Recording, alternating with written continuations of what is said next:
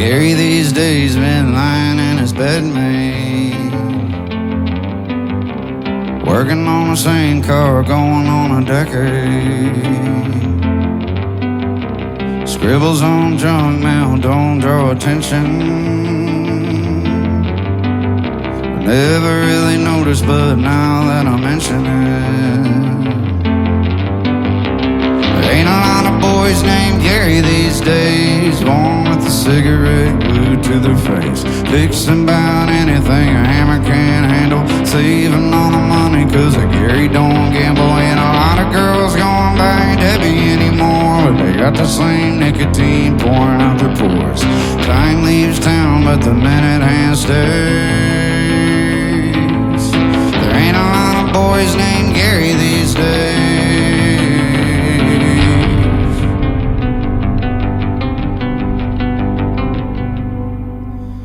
Gary these days been worried about the bad news.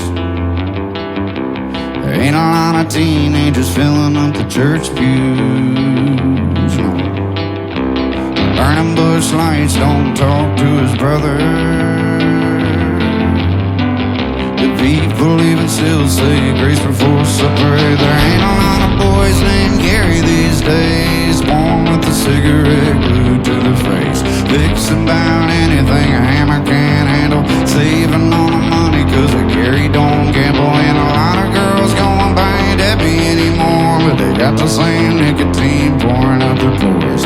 Time leaves town, but the minute hand stays. There ain't a lot of boys named Gary these days.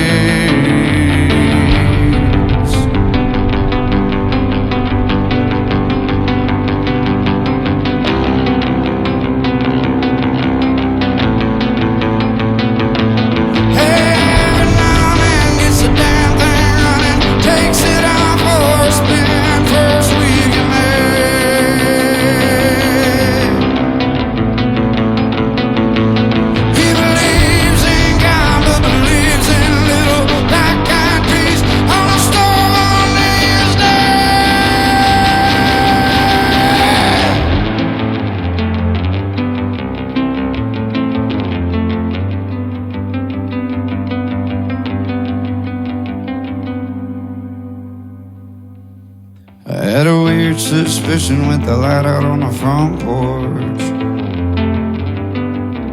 Hard medication poured down where the drain pours. He holds his left arm while his parakeet prays.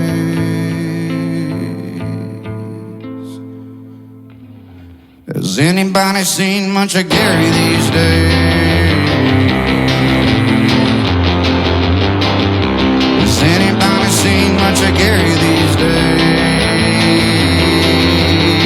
Na, na, na. Gary. No, there ain't a lot of boys, ain't a lot of boys, ain't a lot of boys named Gary. Gary.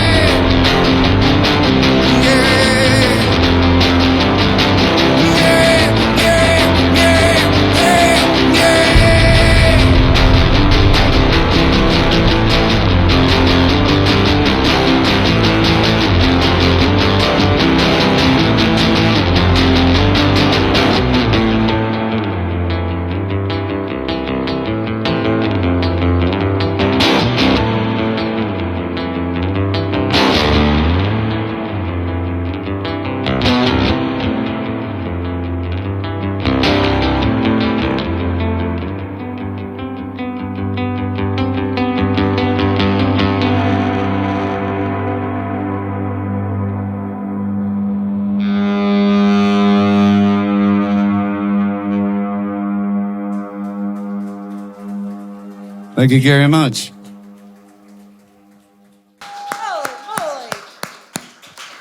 My goodness. You did it. Stephen Wilson Jr., come on, make some noise. Here you go, buddy. I'm going to have you use this one here. Thank you, Rob. Oh my God. That was...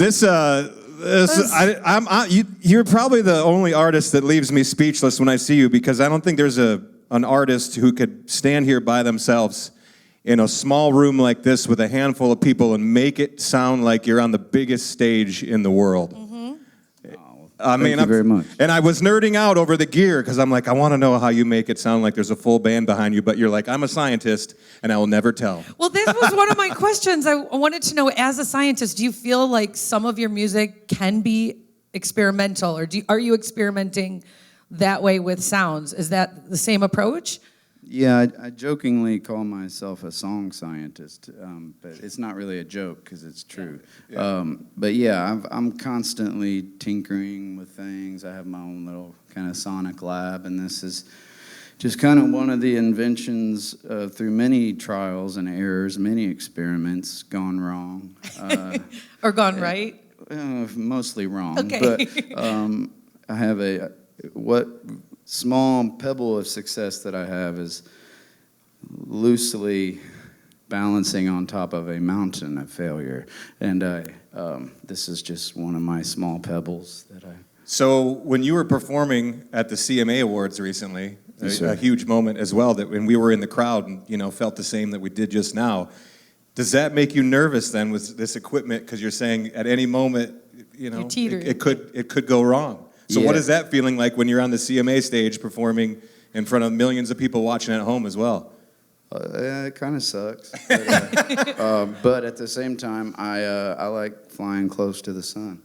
Willie Nelson, I saw him play at the Ryman when I first moved to Nashville, and he played a gut string through an amp, and everything he did was a gamble. Like every solo he took was like it reminded me of when you see them 18-wheelers driving around the sides of those mountains and they're just barely getting it around. It seemed like he was and just barely hanging on the edge of the cliff, but he'd always get it right back on the road. And I was like, that's the way I want to approach music. I don't really want to do it safely. I mean, I quit my job as a scientist that had tons of security. I mean, I'm not really historically known for making safe decisions, so I'm kind of an idiot. It kind of makes it more fun, I think, a little bit. I got a good friend of mine that said, if you're not living on the edge, you're taking up too much space. Oh, I like that. Might be a good song lyric. Oh, jeez. Here we go. Just saying. Make a note of it.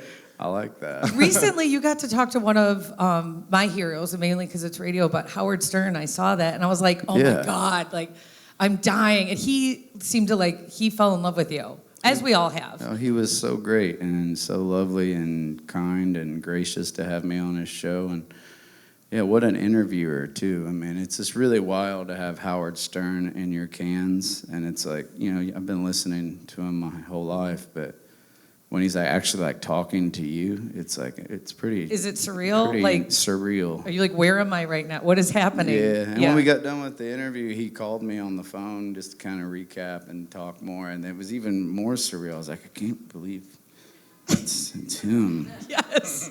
It is. This is not a joke. But what does he say to you? And what is he more asking you about in that conversation? Because we just we talked so much about personal stuff, and we talked a lot about music and arts, and we're both he's a big fan of art, not just musical art, all kinds of art, painting and everything. And I think he's really found that art is the answer, and we talked a lot about that, and in a lot of ways, and we talked a lot about just personal things, parents, all that stuff. I'm so jealous. It was a great conversation to have at LaGuardia Airport, as I just walked through TSA and I get a call from Howard Stern, and I'm like, oh my God, hello. And, you're truly living the rock star lifestyle now. Yeah, it was surreal, but one of the greatest experiences I've had. So. Let's talk about Gary a little bit more. Obviously you just heard the song, and the whole point is, Gary's the hardworking blue-collar guy. I feel like being from Detroit, that is the kind of the definition of Detroit, is hardworking, blue-collar, grit.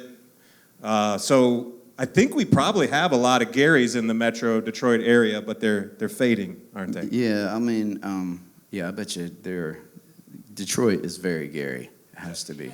I kind of had this epiphany. I was driving by a billboard, actually, in Tennessee, and I saw a memorial billboard for a young boy named Gary, and he couldn't have been in maybe high school, and it was just tragic because he perhaps perished on that highway, and I could just see the pain wrapped up in the whole thing. And I just couldn't help but say out loud, because it was a young boy named Gary. There ain't a lot of boys named Gary these days, and the song just kind of wrote itself from that point.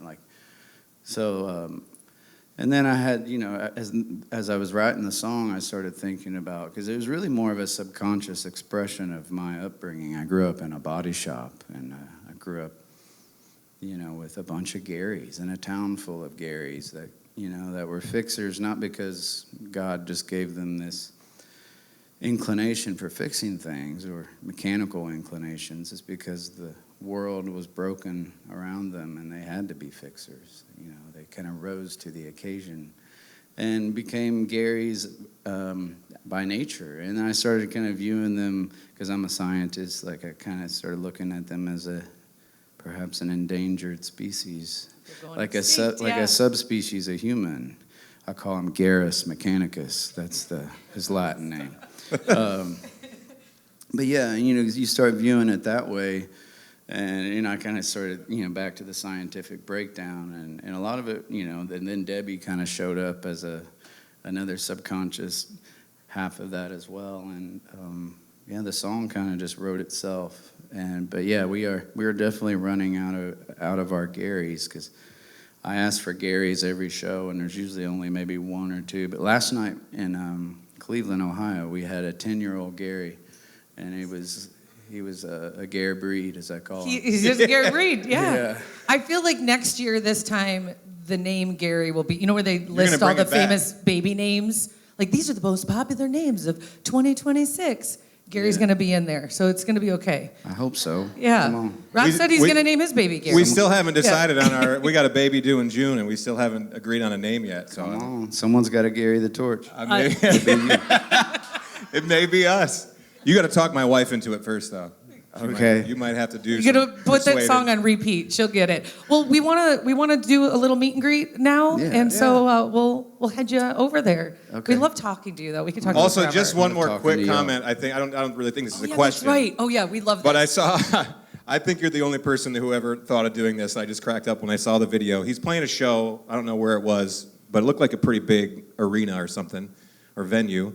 And you obviously got your wireless rig set up with your guitar. So you walked all the way to the back of the arena and walked into the bathroom at the venue while you're playing. Did y'all see that? You loved it, didn't you? And he's like, I'm just going into the bathroom to make sure no one's doing drugs at this show. And I just thought, you're the only person who would ever think of that. I just cracked up when I saw it. So just kudos to you on that Oh, well, thank idea. you. I'm just trying to be a good Gare officer. Gary's just Gary. I thought maybe tonight we can time it out where when you bust into the stall, I'll be sitting there. I'll be sitting All right. at the Fillmore. Yeah, I'll be looking for you. Might be too much Making information. sure. Yeah. All right. Well, give it up one more time for Stephen Wilson Jr. Thank you all. Let's get you over here to say hi and get a pic as well. Thank you so much for being here with us, man. We appreciate you so you. much.